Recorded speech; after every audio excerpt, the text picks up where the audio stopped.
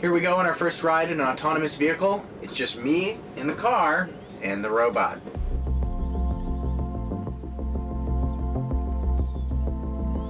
Everything we do from here on out is going to be the autonomous vehicle taking full control. Whoa. While we were driving across this campus just now, a child ran in front of the car. And as promised, the autonomous vehicle did its job. It stopped.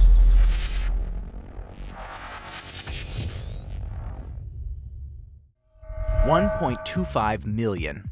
That's the number of people who die in auto accidents every year worldwide. In the United States, more than 40,000 people were killed in accidents in 2016, 6% more than the previous year. It's much worse than all terrorist attacks, and much worse than all plane crashes. And we never really talk about it. I'm on a mission here. When I was 18 years old, I lost my best friend in a traffic accident due to a split-second bad decision.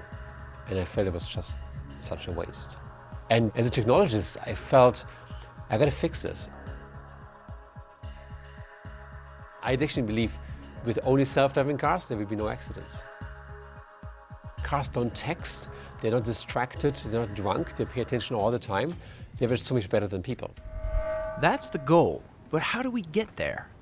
For answers, I went to Waymo, the self-driving arm of Google's parent company in Silicon Valley, where engineers are building technology that has clocked more than 4 million miles of autonomous driving. Jamie Wado is the lead systems engineer who came to Waymo after putting a rover on Mars for NASA. She also co-wrote Waymo's playbook on autonomous driving safety. We have layers of safety around the vehicle. We have radars that can see the speed of things, so we know if they're moving or static objects. We have lasers, LiDARs, that paint a 3D image of the world. They can see a football helmet 2 football fields away, and they can see 360 degrees around the car. And all of that allows us to see things and see them very far away and see them at high resolution to make all of those decisions and understanding about our world. So you can see the things playing out in front of you and you can slow down and respond safely. Before I left, I had to ask, what's more difficult, getting driverless cars here on Earth or putting a rover on Mars? It's self-driving cars by far. So when are we going to know that these cars are safe enough to drive?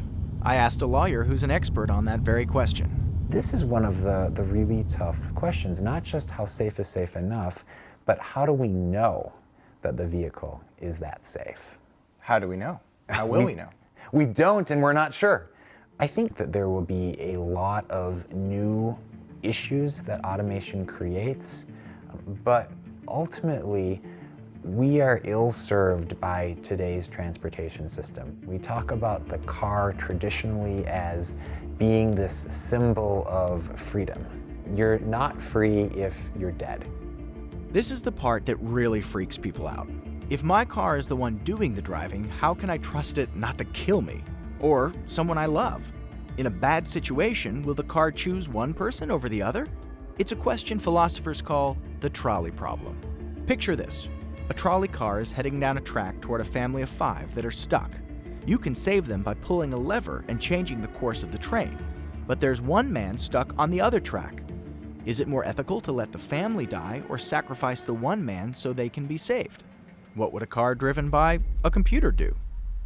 It's not that the trolley problem is impossible to come up, it's not, but an error has been made if that were ever to occur. If you're ever in a situation where you're faced with a trolley problem, the car has made a much more serious error. It should have been more conservative so that it was never faced with that situation.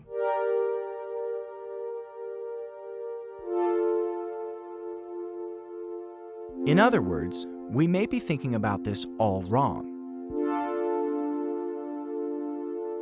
If you think about a computer playing chess, it's moving many, many moves ahead, more moves than you possibly could, and analyzing. The computer is able to process this environment and anticipate much better than you could, and operate with much better accuracy than you can.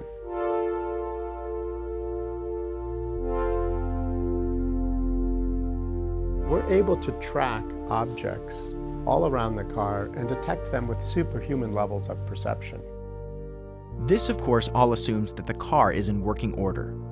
But these cars are computers after all. And any computer can be hacked.